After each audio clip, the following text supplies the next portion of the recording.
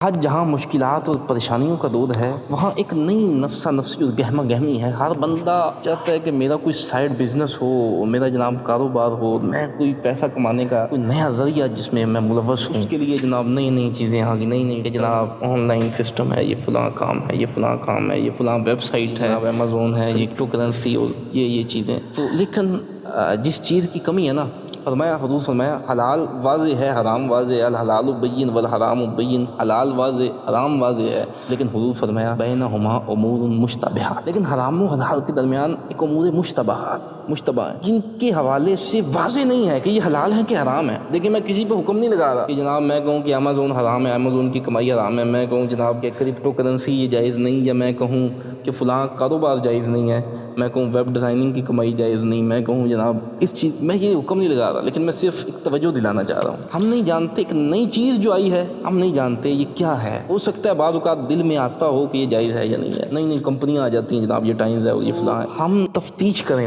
پوچھیں کہ یار یہ کیا ہے, یہ حلال ہے یا حرام ہے, یا ہم اسے صرف مشتبہات تک چھوڑ دیں. دل میں کھٹکا بھی ہے پھر بھی اسے کرتے جائیں کہ یہ کون سا حرام ہے, اس کے بارے میں کون سا قرآن و حدیث میں منع کیا گیا ہے. تو یاد رکھیں قرآن و حدیث میں ایسی چیزوں سے منع کیا گیا ہے جن کی حقیقت آپ پر واضح نہیں ہے کہ یہ حلال ہے یا نہیں ہے. پہلے اس کی تحقیق کرنا یہ ضروری ہے کہ حلال ہے کہ نہیں. میں حکم نہیں لگا رہا کسی پر کہ یہ حرام ہے, یہ آپ پر چھوڑتا ہوں, آپ خود پوچھیں, خود سمجھیں یہ کیا ہے اس کے حوالے سے. اور یاد رکھیں اگر کسی کے حوالے سے یہ آ جائے کہ یہ حرام ہے, یہ ناجائز ہے, اس کا مطلب یہ ہے, حرام اور ناجائز ہونے کا مطلب یہ ہے اللہ اس کام کو پسند نہیں فرماتا. اور یاد رکھیں جس کام کو رب پسند نہیں نہ فرماتا, آپ جو مرضی کر لیں, جتنا مرضی کر لیں, نہ تو آپ کو سکون مل سکتا ہے, نہ جو آپ چاہتے ہیں دنیا کی زندگی میں تسکین وہ نہیں مل سکتی. پیسہ جو کچھ بھی ہے وہ اللہ کی مرضی سے آپ کو ملے گا. پیسہ ہے, عزت ہے, سکون ہے, اللہ کی مرضی سے. اللہ کی مرضی کے مطابق چلیں گے تو سب کچھ صحیح انداز سے ملے گا. اگر نہ پیسہ تو آ جائے گا لیکن اس میں برکت نہیں ہوگی. پھر وہ پیسہ آئے گا تو 10